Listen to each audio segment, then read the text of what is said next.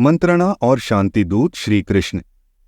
13वां वर्ष पूरा होने पर पांडव विराट की राजधानी छोड़कर एक अन्य नगर उपलव्य में रहने लगे। उपलव्य नगर विराट राज्य में ही था। अज्ञातवास की अवधि पूरी हो चुकी थी, इसलिए अब उन्हें छिपकर रहने की जरूरत नहीं थी।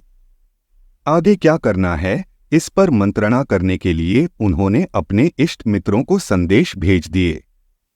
भाई बलराम, श्री कृष्ण, सात्यकी, अर्जुन की पत्नी सुभद्रा, पुत्र अभिमन्यु, इंद्रसेन, काशीराज, वीर शैव्य, द्रुपद, धृष्टद्युम्न, शिखंडी, द्रौपदी के पुत्र तथा अन्य मित्र नृपतिगण अपनी अपनी सेनाओं को साथ लेकर उपलव्य नगर में पहुंच गए।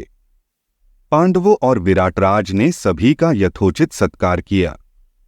सबसे पहले उत्तरा और अभिमन्यु का विवाह किया गया। इस अवसर पर माता कुंती हस्तिनापुर से नहीं आ सकीं। इसका अफसोस सभी को रहा। अभिमन्यु के विवाह के उपरांत विराट की राजसभा में सभी लोग मंत्रणा के लिए एकत्र हुए। श्री कृष्ण ने सभी को संबोधित करते हुए कहा, सम्मानित बंधुओं और मित्रगण, आप सभी जानते हैं कि दुर्योधन ने किस प्रकार षड्यंत्र रचकर पांडवों का राज्य छीन लिया और किस प्रकार दारुण दुखों को पांडवों ने सहन किया और अज्ञातवास तक अपना वचन निभाया। अब हम यह मंत्रणा करने के लिए यहाँ एकत्र हुए हैं कि किस प्रकार युधिष्ठिर को उसका खोया राज्य वापस प्राप्त हो और कुरु वंश की यह शत्रुता समाप्त हो। आप बताएं कि न्यायोचित और धर्म का मार्ग कौन सा होना चाहिए। मेरे मत में हमें दुर्योधन से संधि करके कोई शांति का मार्ग निकालना चाहिए, क्योंकि युद्ध से किसी का भी हित होने वाला नहीं है। व्यर्थ में निर्दोष लोगों की जानें जाएंगी और विकास का क्रम रुक जाएगा। बलराम बोले, कृष्ण ने जो सलाह दी है मुझे यही न्यायोचित लगती है। यदि शांतिपूर्वक बिना युद्ध किए पांडव अपना आधा राज्य पा जाएं तो इससे दोनों पक्षों को लाभ होगा। सभी सुख चैन से रह सकेंगे। इसके लिए किसी योग्य दूत को वहां भेजना होगा। उसके द्वारा समाचार भेजा जाए कि यद्यपि युधिष्ठिर ने जानबूझकर अपनी इच्छा से जुआ खेलकर अपना राज्य गंवाया है और उसे अपने खोए हुए राज्य को मांगने का कोई अधिकार नहीं है, लेकिन वह हाथ जोड़कर याचना करता है कि उसे ससम्मान पूर्वक इतना अवश्य दे दिया जाए कि वह अपना शेष जीवन अपने परिवार के साथ सुखपूर्वक बिता सके। बलराम की बात सुनकर पांडवों का हितैषी यदुकुल वीर सात्यकी क्रोध में भरकर उठ खड़े हुए और बोले, बलराम जी की बातें कतई न्यायोचित नहीं हैं। युधिष्ठिर को जुए के खेल में कपट से हराया गया था। यह अन्याय है और अधर्म है। ये दुर्योधन के आगे झुककर याचना करें, भीख मांगें, यह मैं कदापि सहन नहीं कर सकता। शत्रुओं के आगे हाथ पसारने से अच्छा तो युद्ध करके प्राण देना उचित है। सात्यकी की बात का समर्थन राजा द्रुपद ने किया। सात्यकी का कथन सर्वथा उचित है। हमें विलंब न करके युद्ध की तैयारियां करनी चाहिए। श्री कृष्ण ने बहस को रोकते हुए कहा, पांचाल राज की सलाह उचित है। यह सलाह राजनीति के अनुकूल है। उचित यही होगा कि पहले एक दूत वहां भेजा जाए और वह न्यायोचित रूप से संधि की बात करे। श्री कृष्ण की बात सभी ने मान ली। श्री कृष्ण बलराम सहित द्वारका लौट गए। द्रुपदराज ने अपने राजपुरोहित को दूत बनाकर हस्तिनापुर भेज दिया। कुछ दिन बाद दूत ने आकर बताया कि दुर्योधन किसी भी प्रकार की संधि के लिए तैयार नहीं है। उसकी बात सुनकर अर्जुन श्री कृष्ण से मिलने द्वारिका चले गए। दुर्योधन को पता चला तो वह भी द्वारिका जा पहुंचा। संयोग से दोनों वहां साथ साथ पहुंचे थे। उस समय श्री कृष्ण विश्राम कर रहे थे। दोनों श्री कृष्ण के शयन कक्ष में चले गए। श्री कृष्ण को सोता देखकर दुर्योधन उनके सिरहाने जा बैठा और अर्जुन उनके पायताने जाकर बैठ गया। जब श्री कृष्ण की आंख खुली तो उन्होंने मुस्कुराकर अर्जुन का कुशलक्षेम पूछा। तभी उनकी दृष्टि दुर्योधन पर पड़ी तो उन्होंने उसका भी कुशलक्षेम पूछा और उनके आने का कारण जानना चाहा। दुर्योधन ने कहा, कृष्ण, मैं यहाँ अर्जुन से पहले आया हूँ। इसलिए मुझे युद्ध में आपकी सहायता मांगने का पहला हक है। अवश्य, परंतु मैंने पहले अर्जुन को देखा है। दुर्योधन, श्री कृष्ण ने कहा, अर्जुन तुमसे छोटा है, इसलिए बुजुर्गों के बनाए नियमों के अनुसार पहला अधिकार उसी का है।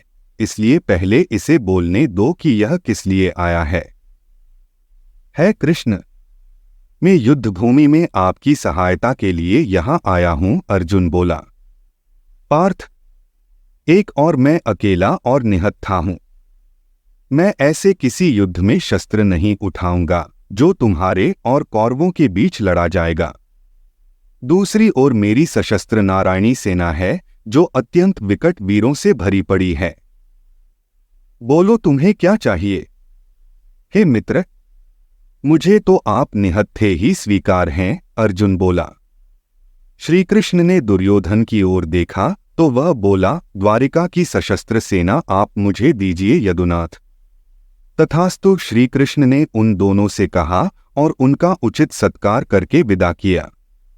द्वारिका से जाने के पूर्व दुर्योधन महाबली बलराम से भी मिला और उनसे भी सहायता मांगी, किंतु बलराम ने कहा कि वे निश्चय कर चुके हैं कि कौरव पांडवों के युद्ध में तटस्थ रहेंगे। दुर्योधन प्रसन्न होकर वापस हस्तिनापुर लौट आया।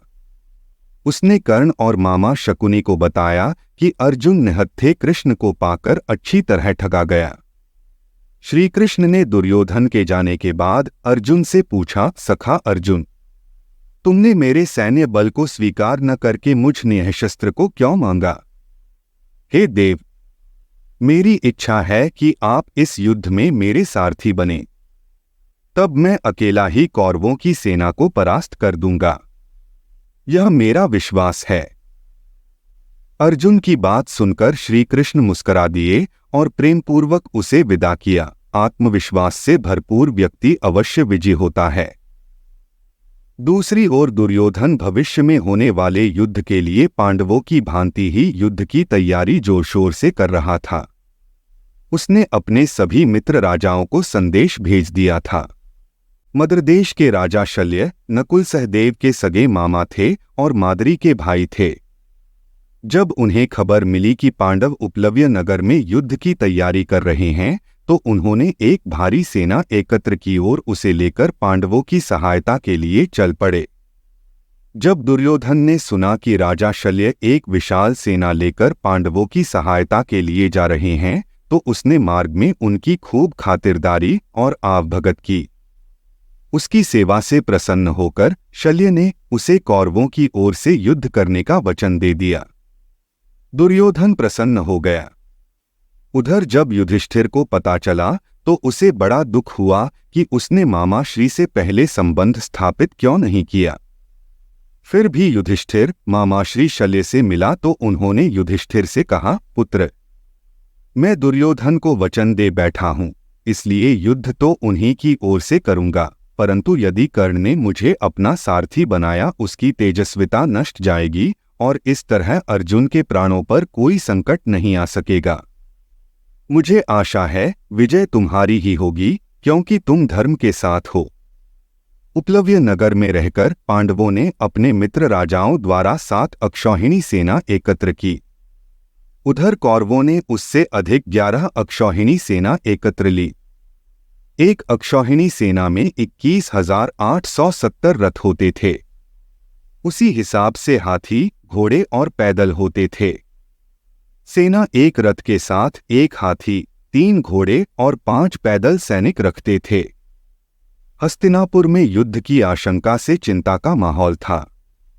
धृतराष्ट्र अपने पुत्रों की हठधर्मिता से परेशान थे तो कुंती अपने पुत्रों के लिए चिंतित थी।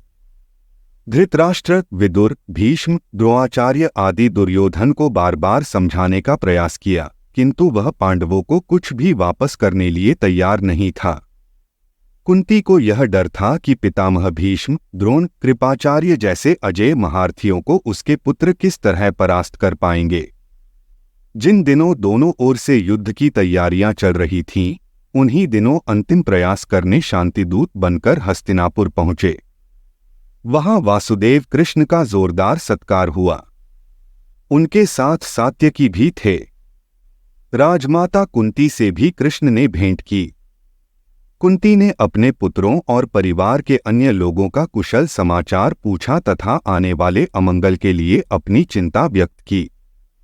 श्री कृष्ण ने कुंती को सांत्वना दी और उन्हें कर्ण से भेंट करने की सलाह दी। यदि कर्ण पांडवों की ओर आ जाए तो दुर्योधन का हौसला पस्त हो जाएगा। कुंती से मिलकर श्री कृष्ण धृतराष्ट्र की सभा में गए और कहा, राजन, मैं यहाँ पांडवों का राजदूत बनकर आया हूँ। मेरे आने का उद्देश्य यही है कि परिवार के दोनों पक्षों के मध्य शांति स्थापित हो जाए तो अच्छा है। इसीलिए संधि प्रस्ताव लेकर आया हूं कि आप पांडवों को आधा राज्य यदि नहीं देना चाहते तो उन्हें कम से कम 5 गांव दे दें। इससे युद्ध की आशंका दूर हो जाएगी। पांडव शांति प्रिय हैं, किंतु अपना अधिकार पाने के लिए वे युद्ध करने को भी तैयार हैं। यदि संधि हो जाती है तो वे दुर्योधन को युवराज और महाराज धृतराष्ट्र को महाराज के रूप स्वीकार करने लिए तैयार हैं। श्री कृष्ण की बात सुनकर दुर्योधन तेजी से खड़ा हुआ और बोला, मधुसूदन, आप पांडवों के हितैषी हैं, किंतु मेरा इसमें दोष कहाँ है? युधिष्ठिर तो स्वयं ही अपना राज्य स्वेच्छा से हार गए हैं। खेल की शर्त के अनुसार ही उन्हें 12 वर्ष का वनवास और 1 वर्ष का अज्ञातवास भोगना पड़ा। इसमें मैंने कौन सा अपराध कर दिया? आप मुझे युद्ध की धमकी से मत डराइए। आप हमारा उत्तर सुन लीजिए। मैं युद्ध किए बिना सुई की नोक के बराबर भी पांडवों को भूमि नहीं दूंगा। 5 गांवों की बात तो बहुत बड़ी है।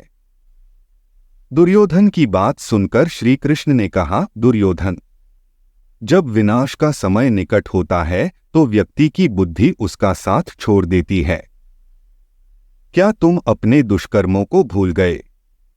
द्रौपदी को भरी सभा में जिस प्रकार तुमने अपमानित किया, वही अकेला दोष अब तुम्हारी मृत्यु का कारण बनेगा।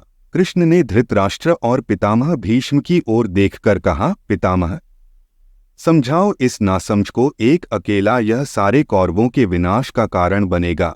इससे अच्छा तो यही है कि पूरे देश को बचाने के लिए एक दुर्योधन का त्याग कर दिया जाए। श्री कृष्ण की बात पर धृतराष्ट्र ने विदुर से कहा, विदुर, मैं भी वही चाहता हूं जो श्री कृष्ण को प्रिय है, किंतु मैं क्या करूं? मुझ में इतनी शक्ति नहीं है कि मैं अपने पुत्रों को समझा सकूं। मैं विवश हूं। विदुर, तुम ही दुर्योधन को समझाओ। यह सब सुनकर दुर्योधन क्रोध से आग बबूला हो गया और चिल्लाया, दुःशासन, इस दूत को बंदी बना लो। सारे झगड़े की जड़ यही है।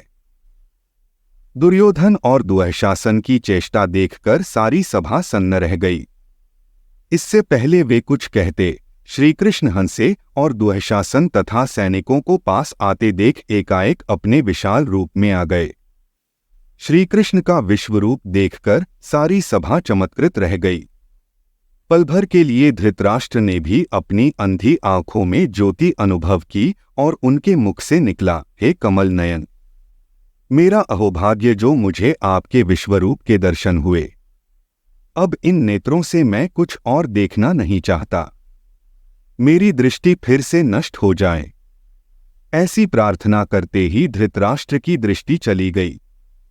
दुर्योधन कांपकर रह गया। सात्यकी और विदुर श्री कृष्ण के पास अगल-बगल चले गए। श्री कृष्ण ने विधिवत सभी सभासदों से आज्ञा ली और राजसभा छोड़कर चले गए। वे सीधे कुंती के पास पहुंचे और पूरा हाल उन्हें कह सुनाया, बुआ, कौरवों का काल निश्चित है। युद्ध अब अनिवार्य है। कुंती बोली, कृष्णा, मेरे पुत्रों से कहना, क्षत्रिय माताएं जिस क्षण के लिए पुत्रों को जन्म देती हैं, वह क्षण अब आ पहुंचा है। उन्हें मेरा आशीर्वाद देना। अब तुम ही उनके रक्षक हो। श्री कृष्ण तत्काल रथ पर आरूढ़ होकर उपलब्ध नगर की ओर प्रस्थान कर गए। धन्यवाद। आप देख रहे थे गॉड ब्लेस टीवी हिंदी। हमारे साथ जुड़ने के लिए सब्सक्राइब अवश्य करें।